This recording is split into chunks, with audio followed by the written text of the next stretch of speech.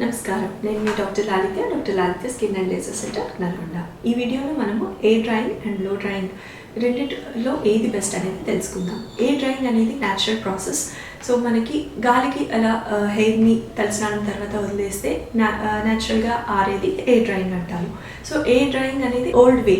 So మనము దానివల్ల వచ్చే బెనిఫిట్స్ ఏంటంటే హెయిర్ అనేది హైడ్రేటెడ్గా ఉంటుంది.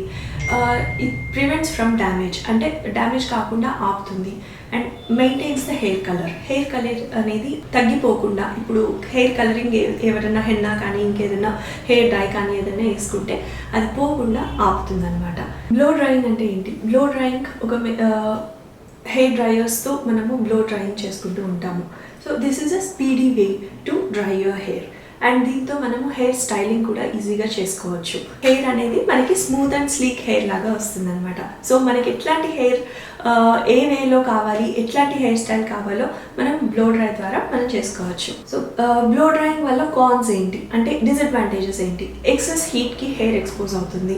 అండ్ దానికి టైం కావాలి. మనము టైం ఇన్వెస్ట్ చేసి మనము రెగ్యులర్గా నీట్గా అంతా కర్లింగ్ చేసుకోవడం, స్ట్రైట్నింగ్ చేసుకోవడం, దానిలో టైం ఇన్వెస్ట్ చేసుకుంటూ ఉండాలి. అండ్ మెషినరీ అంతా ఎక్స్పెన్సివ్. ఎయిర్ డ్రాయింగ్ వల్ల మనకి కాన్స్ ఏంటి? ఎయిర్ డ్రాయింగ్ అనేది చాలా time taking process. And humid ఎన్వైరన్మెంట్లో మనము ఎయిర్ డ్రాయింగ్ చేసుకోకపోవడం మంచిది. అండ్ ఒకవేళ ఎయిర్ డ్రాయింగ్ చేసుకుంటూ ఉంటే మనకి హెయిర్ మేనేజ్ చేసుకోవడానికి కొంచెం కష్టంగా అవుతుంది. అంటే లేసిపోవడం, వేవీగా రావటము. సో అలా ఎయిర్ డ్రాయింగ్ వల్ల ఇవి వచ్చే కాన్స్ అన్నమాట. So to wrap up, air drawing బెటరా, బ్లో డ్రాయింగ్ బెటరా అనేది మీ లైఫ్ స్టైల్ చేంజెస్లో మీకు ఎలా అయితే సూట్ అవుతుందో మీరు అది సెట్ చేసుకోవచ్చు. సో ఎయిర్ డ్రాయింగ్ అనేది మీకు మేనేజబుల్ అనిపిస్తూ ఉంది అంటే you can go for air drawing.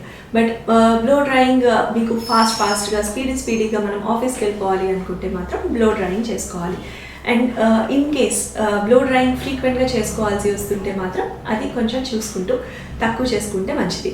ఎక్కువగా మనం బ్లో డ్రాయింగ్ చేసుకుంటే మనకి హెయిర్ బ్రేకేజ్ అనేది ఎక్కువగా అవుతుంది అండ్ హెయిర్ డీహైడ్రేట్ అయిపోతుంది అనమాట. సో మధ్యలోనే బ్రేకేజ్ ఉంటుంది అండ్ స్ప్లిట్ ఎండ్స్ వస్తాయి.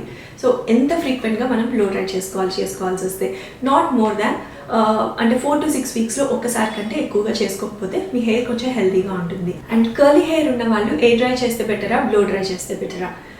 ఎయిర్ డ్రై చేసుకుంటే మీకు నార్మల్గా ఉండే కర్ల్స్ అలాగే ఉండిపోతాయి, కొంచెం లేస్ నిల్చున్నట్టుగా అనిపిస్తుంది.